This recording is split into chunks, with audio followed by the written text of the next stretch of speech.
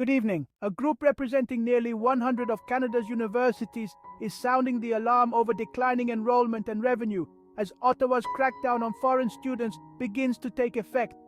Universities across the country are now facing financial challenges that could be much worse than initially feared. According to reports, universities have seen a staggering 45% drop in international student enrollment this year, while colleges experienced a 54% decline. This exceeds the 35% cut the federal government implemented earlier this year. This raises critical questions about how Canadians want to fund a high-quality post-secondary system. The debate is ongoing, with many stakeholders weighing in on the best approach to ensure sustainability and accessibility for all students. For years, universities and colleges have relied heavily on international students to help offset costs.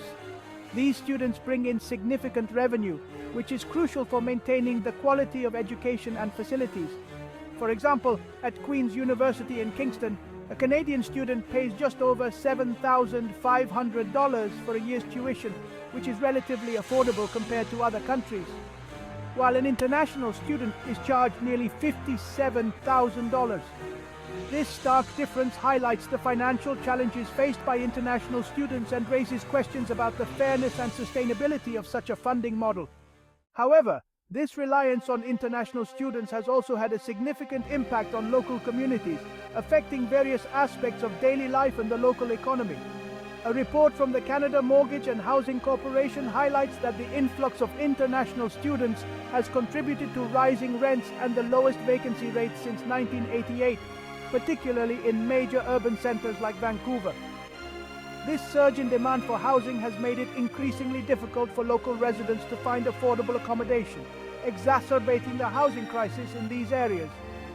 The University of British Columbia and Simon Fraser University alone had 23,600 international students enrolled in 2023, a number that continues to grow each year, but only 16,500 student beds available, further straining Canada's most expensive housing market.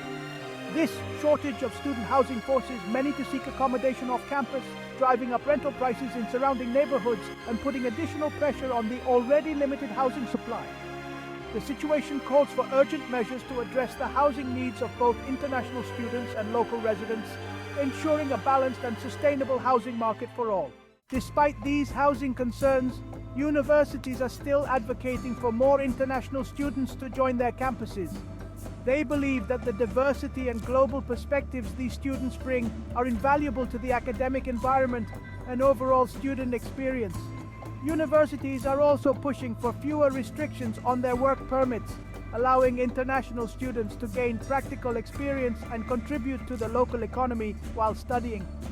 The federal government is expected to announce more permanent international student caps as early as November, which could significantly impact the number of students universities can admit. This announcement will coincide with the setting of new immigration targets, a critical moment for educational institutions and prospective students alike. Prime Minister Justin Trudeau has already signaled that broad-based immigration cuts are likely to be part of the plan.